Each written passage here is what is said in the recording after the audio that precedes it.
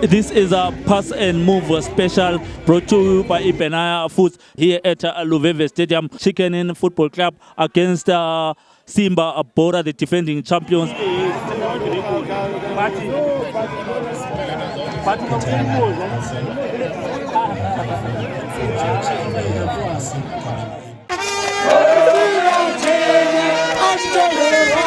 Sister, game what wanna say?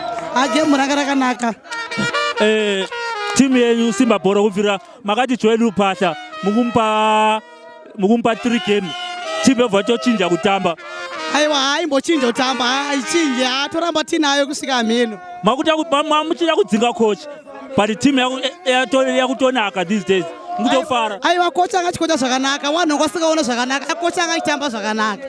Tosapota coach wedu tangaisapota zvakanaka Bora nematimu yedu ese ndeedu tosapota ese akauya kwetu atamba zvakanaka asi vanhu kuno too much kudena vanodena ka sorry but ndozvebhora ka changorodza zitoro doro rangu nemaofficers. Go Portugal! Go Portugal! Hazaikona kumanikitsa nguwa nekuti nguwa dzeyababa.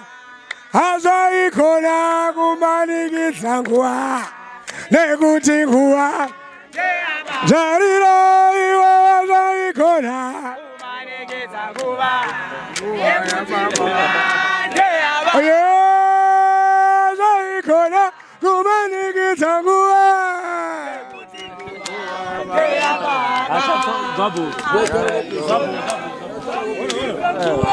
Go Portugal! Go Portugal! Go Portugal! Hey, you! Go Portugal! Denana, denana, denana, denana, denana, denana. Game what wanna say? Panga pakaipa but Chicken Inn yanga ichiuya but sema champions 2024 tangozozviita vanga vachiuya hoti but hai tataka vaholder. Muri kutora here mukombe? Tinodefenda chinhu ndechedu taziva hedu kuti hatingarovi vanhu pakutanga but pakupedzisira tozovaratidza kuti we are the champions. Tanga tichifana kurova 2-0 hameno zvazongoitika pane rimwe bhora razongotadza but hey vakomana vanga vakudya moto chaiwo zoitika ndozvebhora. Kari striker yenyu yaya ndeyekupi? Striker yedu yaya ndiyo the first one yatatinayo patimu yese yakatiza ichienda kuScotland yeye. Asi wekuMalawi kana? Yes ndekuMalawi. Na keeper? Yeah, na goalkeeper, the giant, the goal stopper.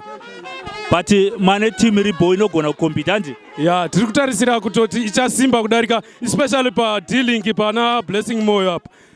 Ndo panga pachiperera Chicken Inn yese kana manga makatarisa. Andaona makuniki, makuniki akaipa.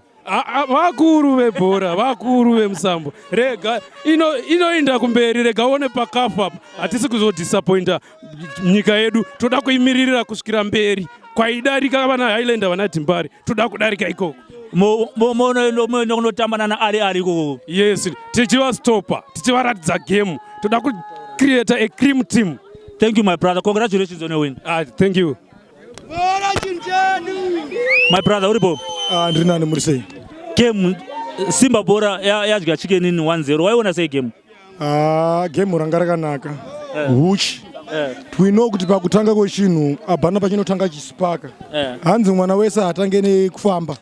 Atakuti day. Atanga kuti sadza nditadha.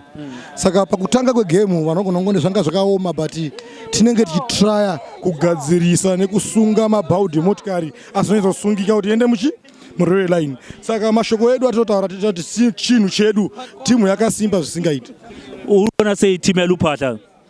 Mundara inyama, ndara huchi. Zvekuti pa next of 2 weeks up pamagames anoteera apa totarisa kuti tichaona zvidhafu zvakadarika izvo. Nhasi man of the match wakangariani?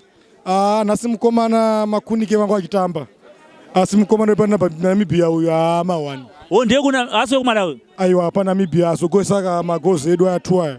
Namibia boy. Aiwa Chibaba ichi. Number 7. Number 7. Chakaipa. Anozani zita rake? Zita ndorata kukangano asi Gorabi, anonzi Gorabi, yes. Gorabi. Chakaipa. Congratulations, Daron, you win. Aiwa, Manaki. Mofamba bo. Ka one baba. Sharp. Musaroza. Abantu beSimba Bora bakhonisa wena. Mtara chicken 0 Simba Bora 1. Game wayona sini? Hayi game kade right ndoda. Oh, uyakhuluma. Nice one. Mina ngiyakhuluma, mina ngimndebele kodwa ngakhulela eMashonaland. Alright, kuhle kakhulu khona lo. Mina ngihlale eShamva and ngingushamva best kodwa mina ngimndebele kodwa sengisupport iSimba Bora. Nice one. Siyami. Ibhora vele ngela abantu bonke liyahlanganisa. Uyibone njani team yakho namuhla? Ayi team yami isimprovile. Lobo singakhanyela ukudefend iChampion, vele iChampion lesi yakwanisa ukuyidefend. Siyayithatha vele iChampion. Ngokuthi next game khona basileMozi. Kodwa iMozi sikhanyela vele ukuthi sisayibulala vele. Ayiphume egodini. But ungathi ekhayela iMozi edlala namhlanje zothi iChai Dynamos. iChai Dynamos kodwa thina igame labo versus Renthouse badlalela eWatsana Stadium. Kodwa sabona iplay yabo vele ukuthi thina siyababulala vele. Siyababulala loba 3-0 vele. Iteam isiqinile. Siyabonga Mjara for iwin yanamuhla. Iqinile lobu Junior Makhunike lobu gunman wethu Gurman vele liyambona vele ukuthi ibhola uyachaya. Lokho ngisithi ngoyimali awu sengizothiwa ngoyeNamibia awundijela urongo. Aya ngoyeNamibia. Urongo. NgoyeNamibia ende urongo. Lisakhumbula yena ukuthi nguye osibulalayo 2-0 versus Namibia. Zimbabwe versus wo Alisamazi. Osibulalayo 2-0 enalwana. Played uchomla. Aya uyabulala vele. Sele hamba kuhle Butcher. Aya uthini sihambe kahle. Ngcono nxa lihamba lithola 3 points. Anjo phela. Anyabonga Chomi. It was yet another disappointing display by the home side Chicken Inn Football Club against Simba Bora, the defending champions. They went down 1-0 here at Luveve Stadium. This is a Pass and Move special brought to you by Ipenaya Foods. Please, guys, remember to like, subscribe, share, comment on the comment section. We want to hear from you guys how you feel about this program. Program brought to you by Ipenaya Foods. Please continue to support the channel. Thank you so much for watching.